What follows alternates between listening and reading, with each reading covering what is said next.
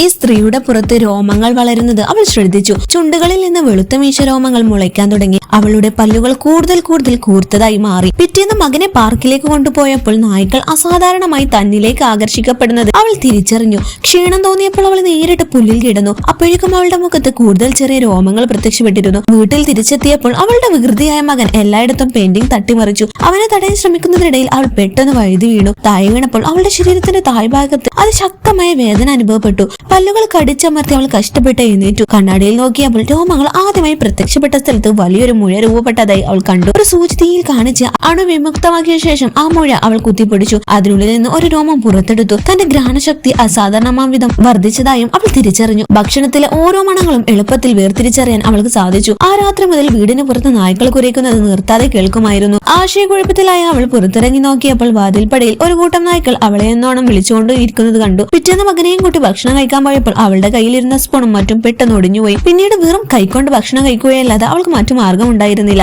എന്നാൽ അല്പസമയത്തിനുള്ളിൽ അവൾ മേശപ്പുറത്തേക്ക് വീഴുകയും ഒരു കാട്ടുനാഴയെ പോലെ ഭക്ഷണം അകത്താക്കാൻ തുടങ്ങുകയും ചെയ്തു. ചുറ്റുമുള്ള ആളുകൾ അവളെ വിചിത്രമായി നോക്കി. ഒടുവിൽ ആ നോട്ടങ്ങൾ അവളെ യാഥാർത്ഥ്യത്തിലേക്ക് തിരിച്ചെത്തിച്ചു. വൈകുന്നേരമായപ്പോൾ ആ വിചിത്രമായ അസ്വസ്ഥത വീണ്ടും തിരിച്ചു വന്നു. അവൾ വീടിന് പുറത്തേക്ക് ഓടുകയും ഒരു നാഴയെ പോലെ 4 കാലിൽ നടക്കാൻ തുടങ്ങുകയും ചെയ്തു. അവൾ ആർത്തിയുടെ മണ്ണിലെ മണം പിടിക്കുകയും ഭൂമിയിലേക്ക് ഭ്രാന്തമായി കുഴിക്കാൻ തുടങ്ങുകയും ചെയ്തു. താമസിയാതെ തലയുടെ മുകളിൽ രോമമുള്ള ചെവികൾ വളരുകയും പിന്നിലെ ഒരു വാല് പതുക്കെ മുളയ്ക്കുകയും ചെയ്തു. അവൾ പൂർണ്ണമായും ഇപ്പൊ ഒരു നായയായി രൂപാന്തരപ്പെട്ടു. ഒടുവിൽ അവൾക്ക് യഥാർത്ഥ സ്വാതന്ത്ര്യം അനുഭവപ്പെട്ടു. വിചിത്രം എന്ന് പറയട്ടെ, അവൾക്ക് ഒട്ടും ഭയം തോന്നിയില്ല. പകരം പറഞ്ഞറിയിക്കാനാവാത്ത ഒരു സ്വാതന്ത്ര്യബോധമാണ് അവൾക്ക് അനുഭവിച്ചത്. ഉടൻ തന്നെ അവൾ ഒരു കാട്ടുമുയലിനെ പിടിച്ചു. എന്തോ ഒരു സഹജമായ ചടങ്ങ് പൂർത്തിയാക്കിയതുപോലെ അവൾക്ക് തോന്നി. അവൾ അതിനെ കുഴിയെടുത്ത് മണ്ണിനിടയിൽ കുഴിച്ചിട്ടു.